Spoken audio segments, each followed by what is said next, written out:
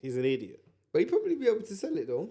Not 93,000. Sell out Wembley Stadium. He will sell a lot. He will sell a lot. I don't think he will sell out 93. I don't think he will sell out 93, but he will sell a lot. 90, bro.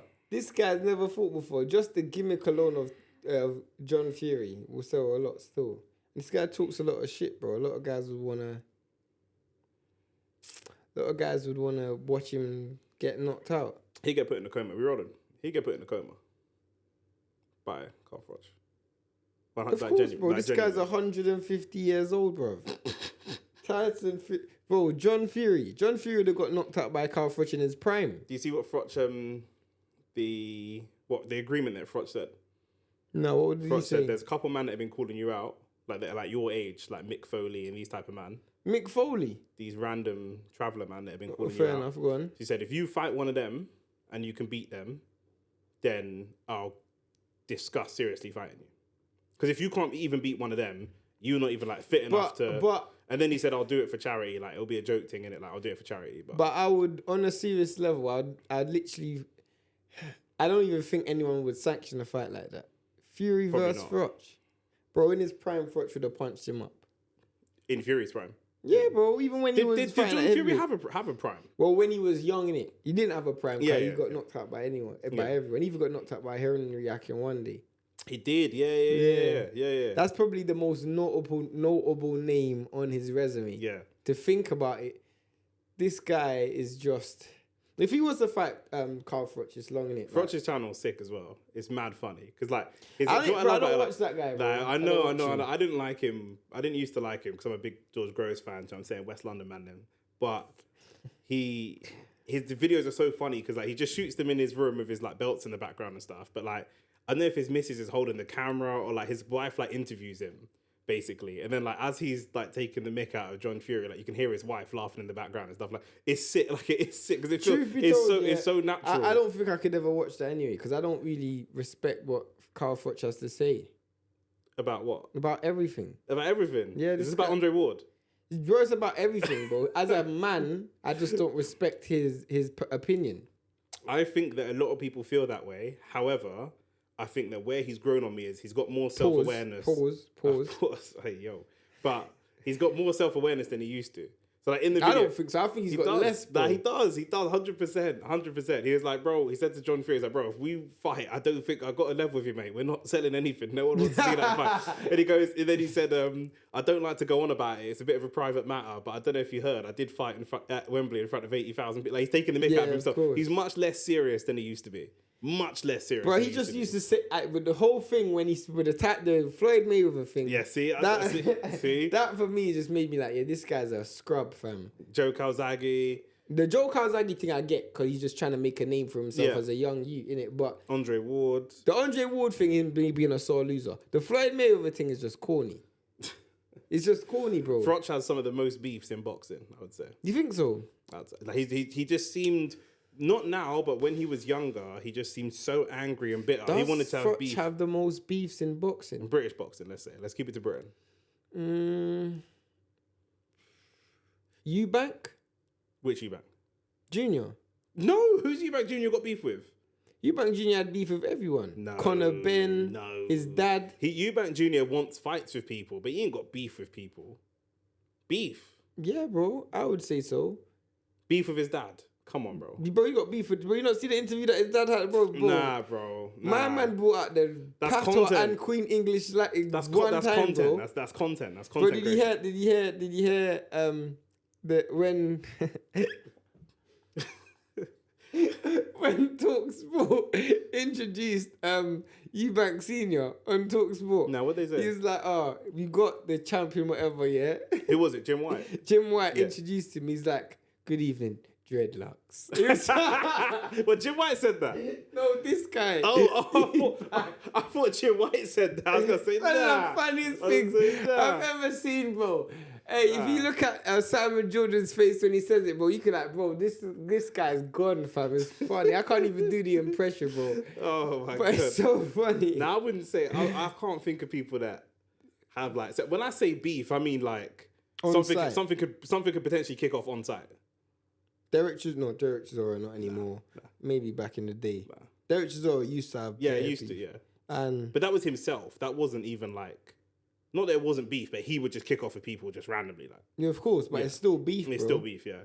That's the thing. When I'm talking about beef, I'm saying like it's an on-site situation. If these two people are in the same room, something could come alive. Bro, the only other person I can think of is Ty and Booth, blood.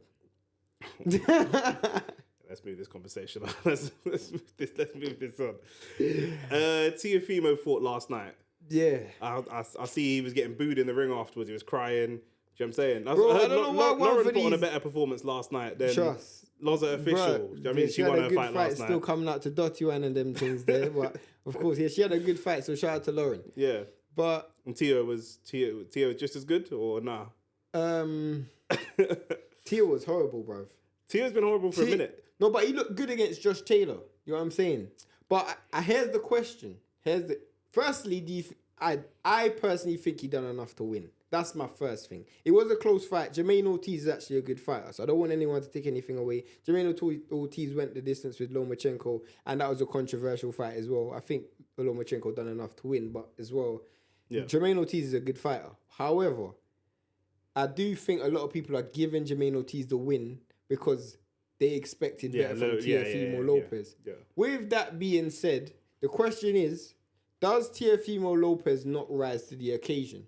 When he fought Loma, high name, big name, great performance. Kambosos, less of a fighter, not supposed to be a tough fight. He lost. He came back on his comeback fight. It was supposed to be a gimme comeback fight against Sandor Martin. People thought he lost that fight. So then it's like, okay, this guy's he's down, he's out.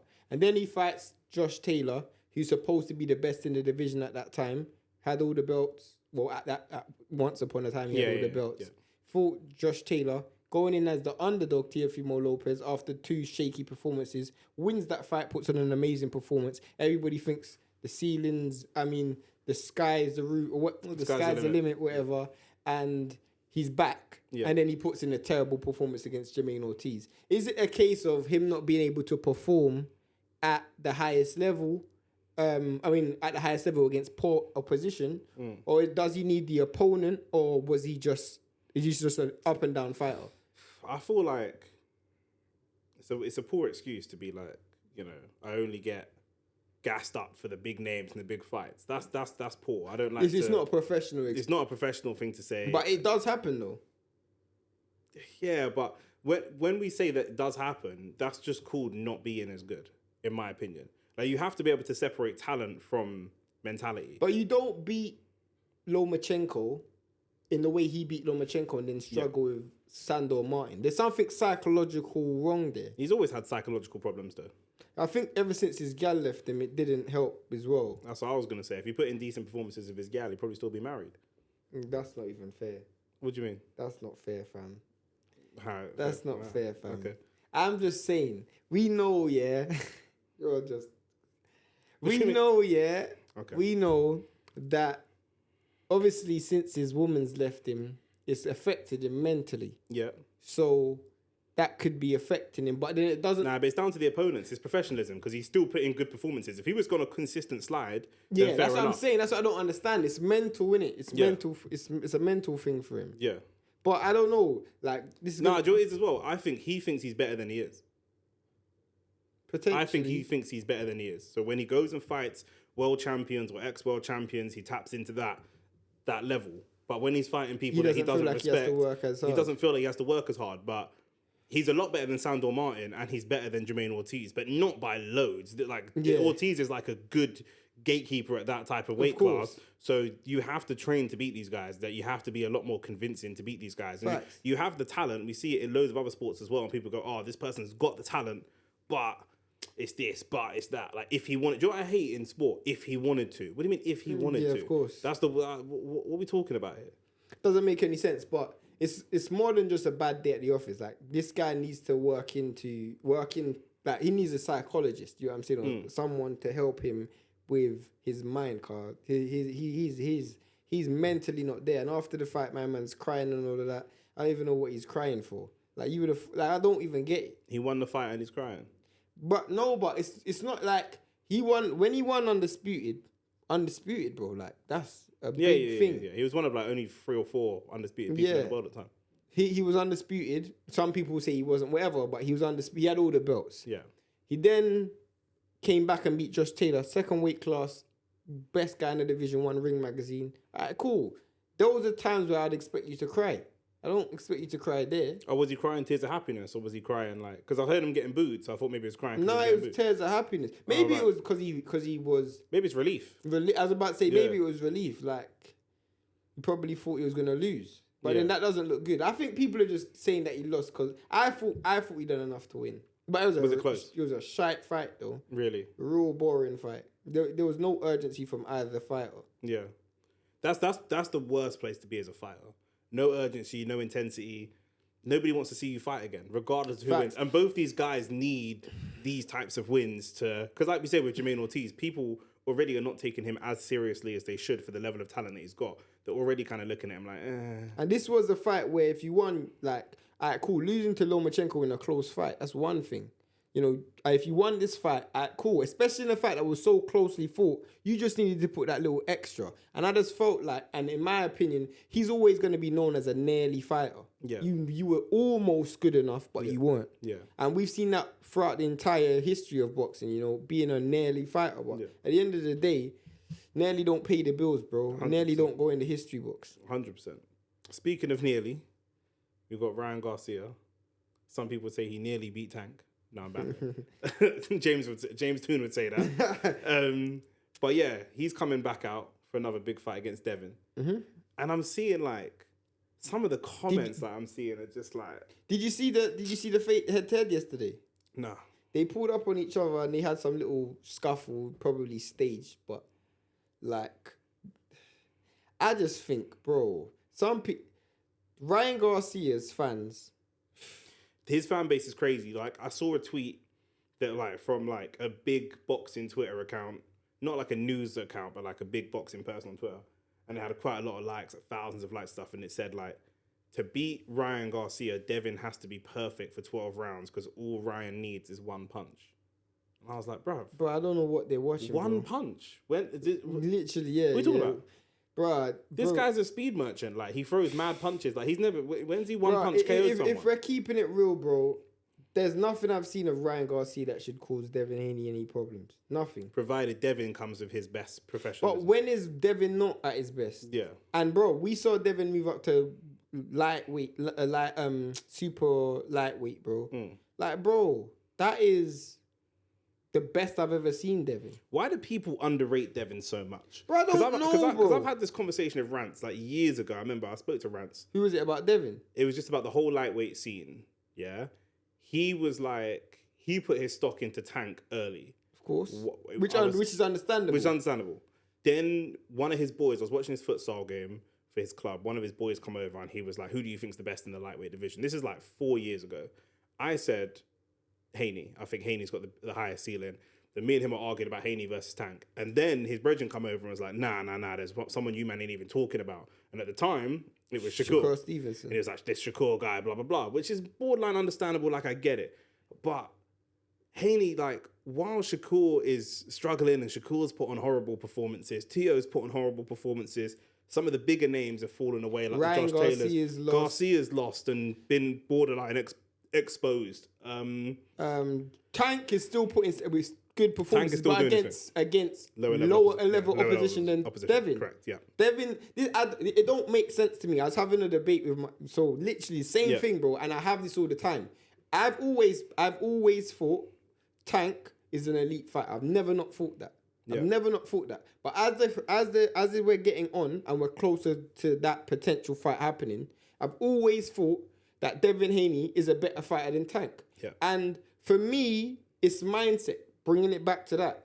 Bro, Devin Haney has the champion's mindset, bro. And I don't care. A lot of people are going to say what they want to say, bro. This guy, he went to Australia. He took the less money. He took the less money to go to Australia. He's always done that. He's always been happy to do that. He's an American fighter that signed with a British promoter. Of course, but Shakur wasn't willing to... Shakur wanted 50% to fight for all the belts. Yeah, poor. You know what I'm saying? Never going to happen. So... Devin went Australia twice. Even in the second fight, after doing the rematch, he still took the less money and he still fought in Australia because he knew he just wanted the belts. He came back and fought. Remember, when he come back and beat Kambosos, he could have fought anyone in the entire division, bro. He could have fought anyone. He fought Loma. Even if you want to say that it was a nip and tuck, he could have lost the fight, whatever. It's close fight. We knew he was weight drained for one. We know that now because we know what weights he's coming in at. But even if you don't want to say that, that was the worst performance Devin's had in his career, and he still went the distance with Loma, and it could have gone either way. Yeah. If that's the worst we've ever seen Devin, bro, what is his ceiling? I feel like in the lightweight division, you've got pure boxers like Loma, who has stopped people, but has stopped people with boxing ability. Then you've got people like Tank that knock people out, and Haney kind of sits in the middle. I feel like because he doesn't have a brand. We always talk about this boxing thing. You know, you see Ben Whittaker already building his brand, although it's very, very early days. We can touch on that actually a little bit because he got reposted by Ice Cube's son and he's been going super viral. So shout out to him. Yeah, that guy, fam. But that brand thing, Devin Haney doesn't have that. He's not known for being knockout specialist. He's not known for the social media stuff and like being as lightning fast. He's got fast hands, but not lightning fast. But that like don't a mean nothing, though. I understand that, but I'm saying that's why I think other people just don't give this guy the ratings because he's so good. I'm trying to think of like a football analogy, but there could be someone that's like an unbunbelievable football player, but doesn't have an individual characteristic. You know what it's like? It's like people saying Mbappe isn't that good. Do you know why? Because if you think about it, Devin's won everything, bro. And he's fighting the best fighters. And he's still not getting the credit. Who does he actually have to fight? It's not like an Mbappe though, because this is what I'm saying. Like Mbappe's got like elite speed. Like there are players out there, if you're using like a FIFA rating, there's players out there that are elite players that don't have any attribute like a 99. Mbappe's got a 90. You see, like when you're on FIFA, like you scroll Philip through. Long. You see when you go Philip like Long a Philip Long is an elite or a player. Thomas Muller. Yeah. Like if you go through to traits, there isn't an individual trait I get what you mean. that they've got where someone else has like got the power trait, someone else has got the speed trait. He ain't got a specific trait, but his stats are so well spread across all of his boxing. So that's why he doesn't stand out as an individial thing. I think he's very underrated. But his accomplishment should though. 100%. That's what I don't get. It's not like what he does. Bare people do. He is in his 100 and something years of boxing. That's Shakur Stevenson. Good technical ability, but without the accomplishments. Yeah, of course. Do you know what I'm saying? But this guy's got the accomplishments. Like we're talking about 100 years of boxing. He's the youngest undisputed champion ever. Bro, that's crazy. That is crazy, how old is bro. he? 24. 24. 24, the first fighter at the age of 24 to win all 4 belts. Yeah. And in politics as well, bro. You're forgetting, bro. He had to do the whole sign up to Eddie Hearn, the whole franchise champion thing, then fly all the way to Australia, come back and still defend it against Loma. And if you want to pre it, bro, he's one of the few people who's actually successfully defended their undisputed title. Taking Lomachenko out of the new school guys, he's got the best resume as well.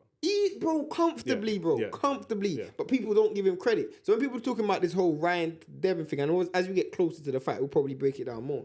But bro, Ryan can't ever on his worst day, on Devin's worst day and Ryan's best day, he could never chat to Devin, bro. No way, bro. Ryan Garcia. Never. He's never fought for a world title. Ryan Garcia is going to lose the fight. Comfortably. 100%. I'm willing, bro. 100%. I'm willing to bet money I don't have. I'm willing to bet money I don't have. Do you know what? The way Ryan Garcia is conducting himself, I gave him credit last time for the Rolly Romero thing. That obviously fell through for whatever reason. I'm going to give him credit again because I'm telling you, the way this guy, I know his social media. I know that.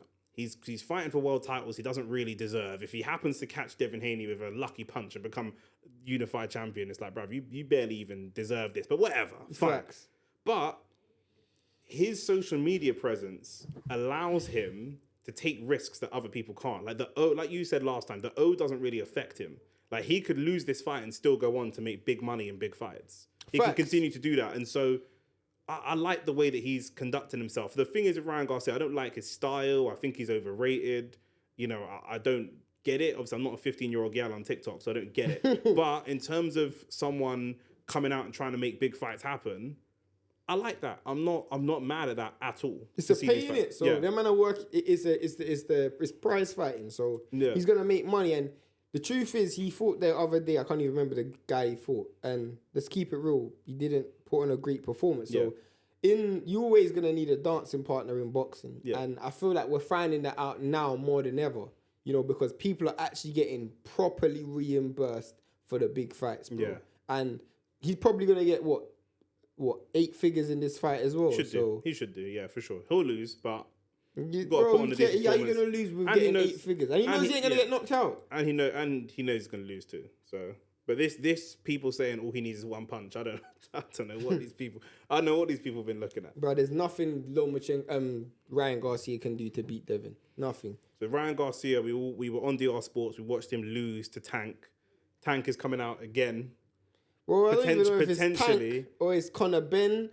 Eddie Hearn's come out and said, boom, man's putting up the money for Conor Ben versus Tank.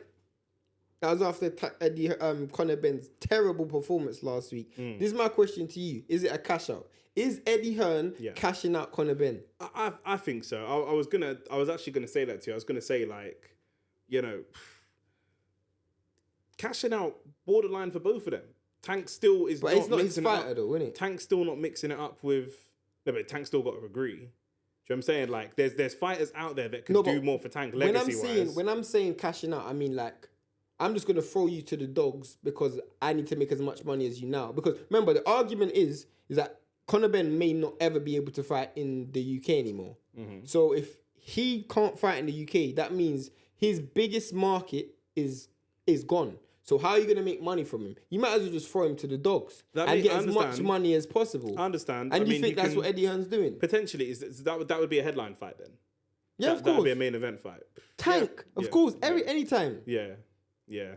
That's what's so annoying about I can see why from a business perspective you might have to cash him out, because even in Saudi, he's too big a fighter to be on an undercard, but not big enough to headline. Yeah, facts. Do you know what I mean? He can't headline alone, and like even if he gives a really good performance and then eventually gets knocked out by Tank in the 9th or 10th round, you can still sell him. He's still not really. He's not headline. No, he's not headliner, but you can still cash him out again. You can still. He can just be like cannon fodder to these guys. You know what I'm saying?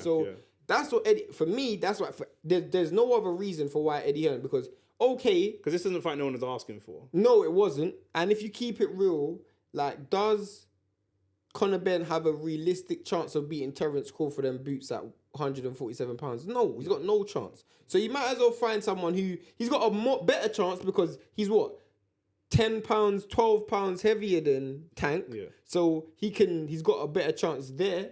And even still, he gets knocked out. Even still, but I'm just saying, like, I'm assuming that's the logic behind it. Yeah. You put him in there against Terence Crawford, you make maybe similar money. You do more damage and make less money. Exactly. Yeah. And Boots, you make even less money. Yeah, for sure. Yeah, him and Boots can always come down the road. Boots will maybe need that fight to build his profile. Definitely. I mean, Boots will take probably take that fight for crumbs. Change, because he knows, bro, the name of Conor Benn. Like, right now, Conor Benn's living off name, innit? Yeah, his name's in the mud still. And Boots will smoke him. Easy, bro. Yeah. Easy. Bro, Conor Benn, I know he watched our last thing on him. I'll tell him straight, bro. Right now, there's people you need to avoid, innit? I tried to get him on here, actually. I should have been nicer. Nah, he stands a good chance, man. He stands a good chance against Tank, man. Well, he stands a good chance, man. I'm willing to take that bit if you are, bro. I don't know. I don't know. But yeah, it does look like a cash out. And it makes sense. It's a joke. But the thing is, I can't even blame Eddie Hearn, because no pause. But he rid that way for a while, and he stood by him during the hardest time, bro. Like when Conor Benn was going through that. I feel like Eddie Hearn stood by him when he wasn't sure. Then when the evidence come out, he'd already. I'm too far deep, bro. Yeah, that's too far deep. I couldn't really walk it back. As soon as this guy can fight again, bro, this guy's getting cashed out. It's gonna have to be America, or it's gonna have to be like big undercards, literally, in Saudi. And that's all he can do. And his card flopped last week as well. I heard, like, bro, they were giving tickets away. Of course, like who's in paying? San Francisco, I think. Or in San Francisco or Vegas. Vegas. No, who knows Conor Benn in Vegas? Like who? No one. What's that got to do with anything? Do you know what I mean? Who's paying that money? Giving tickets away last week, bro. It's mad. Yeah, hopefully, I like to see that fight just for entertainment purposes. I like to see that fight. I want to see Conor step up again. Conor as well. Like he might, put in a better performance against a better level of opposition, but again, ultimately get knocked out. Do you still want to see him fight Eubank or not? Really? Nah, that's dead, fam. Nah? That's dead. What are you talking about? Ben Whittaker now, yeah? Yeah, Ben Whittaker. Yeah, I mean, it was cool. Like, Ice Cube's son tweeted a clip saying like, "Who is this guy? Like, he looks good." Then that got picked up by like Sports Center, got picked up by ESPN, Ringside. So he's gone like super And viral. man started rapping as well. Yes, I did. Yeah. Allow it, bruv. I'll be honest, bro. I'm not gonna lie. I don't want to disrespect him in it because he's doing his thing. But in my opinion, I'm gonna leave my judgment until he fights someone who don't drive an ice cream van. That's what I said as well. Like, at the end of the day, Everybody's fault is either drive an ice cream van, run a kebab shop, give out skin fades on a Sunday and Monday. Mm-hmm. Bro, they do not box, bro. Yeah. So all of that whining and dancing and whatever you're doing, yeah, it ain't gonna work at that. The truth is, bro, it's peak. It's peak for this guy, innit? He just has to play the waiting game. Because if he's looking to fight at elite level in the next year or two, you can't. Because Beterbiev ain't whining in the ring, bro. Bivol ain't whining in the ring. These guys are killers, bro. And you can dance. These guys they don't play. Yeah, so if you're going to fight at elite level, that's the weight class you're at. I'm only going to judge you based on that. Now, if you wait until these guys are old, because I think Bivol's 33, Beterbiev's 38. 38, 39, yeah. So in a couple years, them guys are probably past their prime. So the new wave will come through. He's got a good future. But as it stands right now, bro, like, I'm keeping my opinions to myself until... Obviously, he's entertaining. That's the thing. But it's an entertainment sport. He's very entertaining. He's put loads of eyes to it. The clip has gone super viral. It's done millions of views. I understand that. For me, the concern I have is you're fighting at such a low level at this point. One, the showboating is... For me, as a pure boxing fan, it's a bit distasteful to be showboating on a man that's so far below your level. Exactly. Like, it's not even, you know, it's like Arsenal passing it around a non-league side in the FA Cup and the fans are going, ole, ole. It's a bit of a joke. And then you're not really developing as a fighter.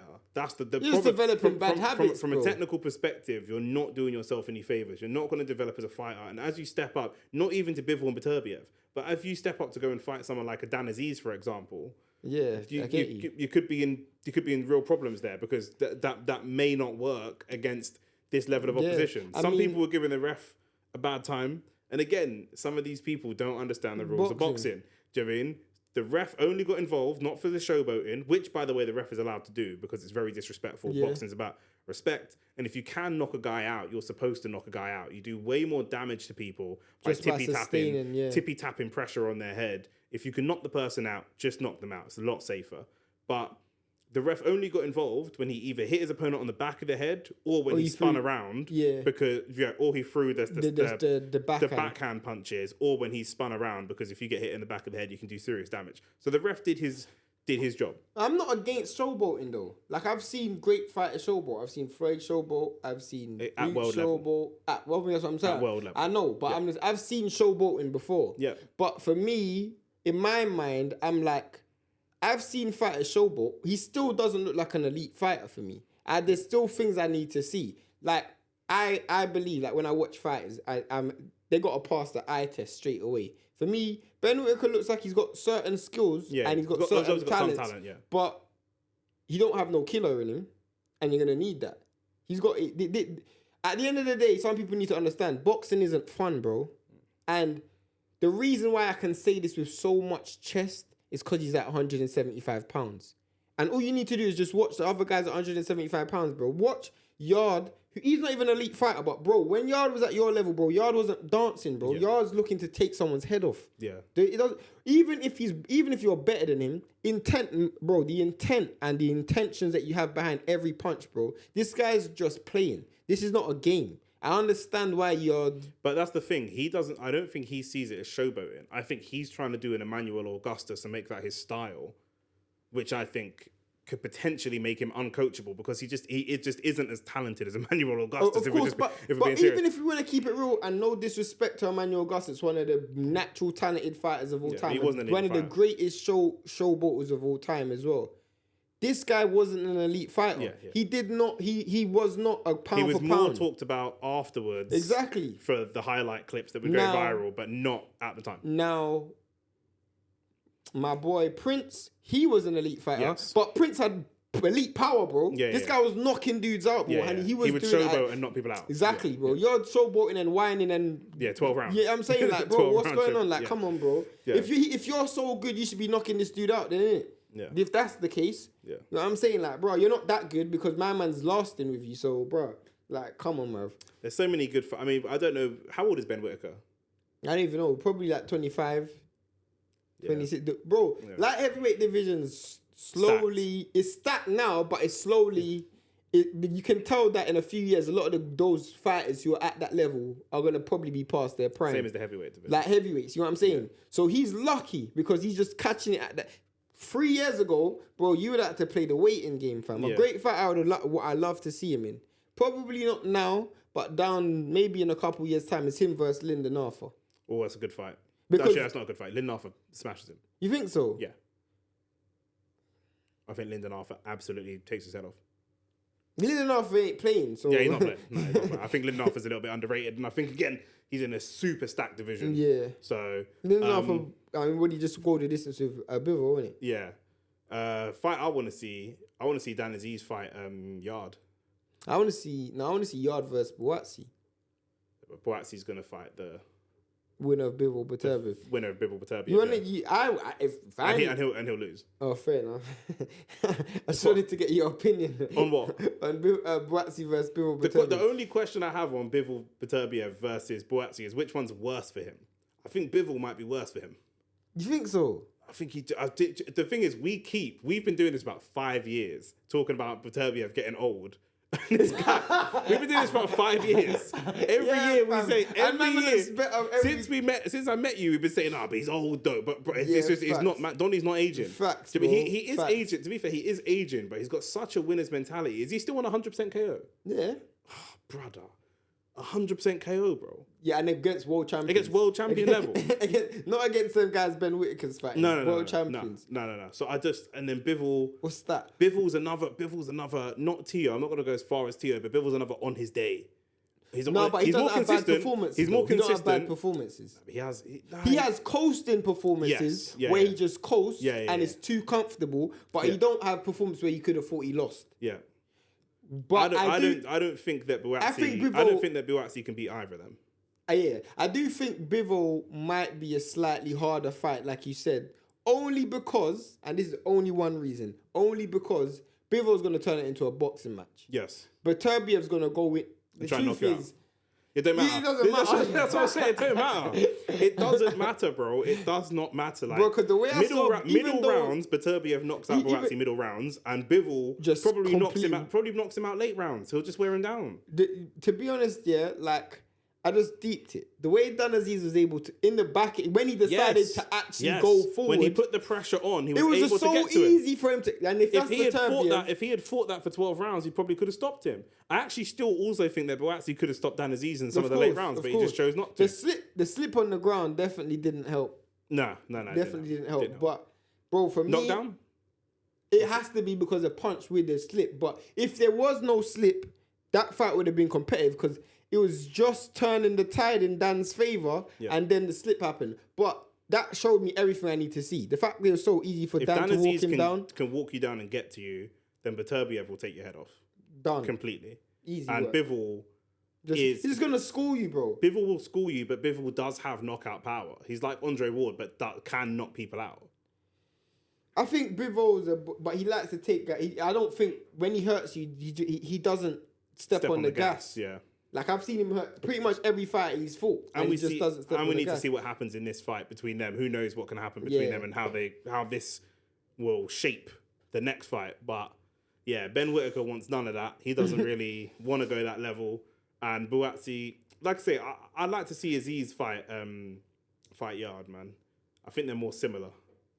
I think from a style perspective. Nah, man, I want to see Boatsi versus Yard. Why Boatsi more than Aziz versus Yard? Because Aziz got to go back to the drawing board. Aziz is my brethren, but I thought I don't think. But he's older. He's 33. Back to the drawing board for what? Was he going to draw? Bro, for me, I'll be honest. I'll rate that performance last week a D. Pause. C minus. A C minus. I'll rate that performance a C minus. What's he gonna do? What fights are out there for him? He's gonna, bro. For me, he can go in there against Yard, but It's a true. It's going to be those national level fighters. It's going to be Yard. It's going to be Arthur. It's going to be those Or you guys. can just take a. I was gonna say you can take a gamble, but who else is Gamble out for there? who? Him versus Callum Smith. Nah, what does that do for him? What does that do for Callum Smith? That's what I'm saying. That's dead. Him versus Yard, I think sells more than that. But I think Buatsi versus Yard sells more. That's been the rivalry for a long time. That's why. Arthur versus Dan Aziz. I said that. I just said it's going to have to be Yard and Lyndon Arthur. That was the very you last said thing. that? That was the very last No, sentence. then Arthur versus Aziz will be good. That would be cool. Those are two fights I'd want to see. That's a good Do you know what I fight. mean? And they're both aggressive. They're both aggressive, kind of come forward fighters. But Arthur can box though. Arthur boxed off the back foot as well. Yeah. Yeah. But yeah, man. That's what I want to see. What's and then Buatsi, yeah, it's peak for him still when he fights one of them, man. I like Buatsi as well. Like he seems like a likable guy, but I don't know, man. I don't know. Buatsi's a cool guy, man. But You met I don't him? think he's good. No, I met him when I meet him. I met him. It was either on a Next Gen show or a public workout. Yeah. I can't remember. I don't know if it was a Next Gen show or public workout. It was 2019 though. Yeah. Or did I meet him one time with Pester? Him and Dean White. Oh, and I met him. I definitely told you another time I met him, which was a definite, was at Lomachenko public workout when he was fighting. What's that guy? So at Spitalfields. No, that was in York Hall. But what's that guy's name, man? The guy he dropped, Campbell. What's his first name? Luke Campbell. Luke Campbell. Yeah, at that public workout. Yeah.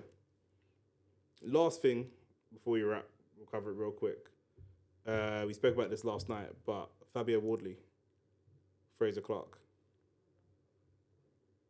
Oh yeah, that's a good fight, man. You think so? It's a good fight. I hope Wardley wins because I actually like Wardley's one of my favorite heavyweights to watch because he actually comes to fight. He's entertaining. Yeah. So I would love to see him get an American coach and refine some of his style. But yeah, man, that's a good fight. I think Fraser Clark is a bit too handbrake up. Yeah. You know, like the aggressiveness will just give Fabio Wardley rounds. I don't think he's but Fabio Wardley's used to knocking guys out. I don't think he's gonna get knocked out in this. He's gonna get a knockout in this fight. Yeah. Obviously, I met Fraser at the Public workout for the Marius Vac fight. Really, really nice guy, and maybe just like you said, lacking a bit of that killer instinct, a bit of that aggression. He needs just a little bit more aggression. I think he's talented. He's got some good talent there. I think the fight will be really, really good, really interesting, entertaining fight. I might edge Wardley just on that, just again on that aggression, specifically because they're heavyweights. The heavier you are, the more you need that killer instinct. Definitely, and I just think he might just outwork Clark. Fabio Wardley might just outwork Clark, and just off that alone, he might win. I think Clark's a better boxer though. Yeah, I think if Clark's kind of keys to victory, as Laurie calls it, I think is probably using Fabio's aggressiveness against him and counterpunching. If he can catch taking it in the late rounds, get him tired. Heavy hitter Fraser Clark, and if he can hit him with a couple of decent counterpunches, work on reading his body movements because Fabio Wardley is very aggressive, but he's not very diverse. Yeah. Javini's going to do a lot of the same thing over and over again. As he gets more and more aggressive, read his body moves. If you can catch him on a couple of counter punches, that's the way that he's going to win the fight. I'll try to just take it down the distance and win on points, or take it to the later rounds and then get Fabio Wardley to fight tired. Those are the two ways in which he can win. But yeah, man. That'd be a good fight still. But yeah, blood, that's it, man. That's all man's got time for right now. Man's got to go. You were late, so we've got to keep it short and sweet, blood. Why were you late? I'm pretty sure we went over time as well, thanks to you chatting still. So it's a podcast, but I meant to chat. You're not meant to be late, like that. Bro. So with that one, we can end it there. We didn't even have to talk about Fabio Wardley and Clark, to be honest. I'm trying to promote British boxing. It's a British boxing podcast. I'm joking. You know what I'm saying? All you want to do is talk about Americans and that, blood. That's just what it is. Bruh, I like talking about good boxing, you get me? You tell him Fraser's not a good boxer? He's a good boxer. Yeah, say no more. That's my guy, man. Shout out Fraser. No, he's a good boxer. He's a good guy. I'm not even... If he wasn't, I'll just say he's shit, innit? That's true. Yeah, that's true. Like I said about... Who did I say was dead in this podcast? I didn't say he's dead, but I just said I'm not impressed. Ben Whittaker. I ain't impressed yet, innit? Yeah. He's got to do more to impress me. Yeah. I ain't impressed with his rapping skills neither. Nah, his rapping's horrible. Stick to boxing. Facts. Peace.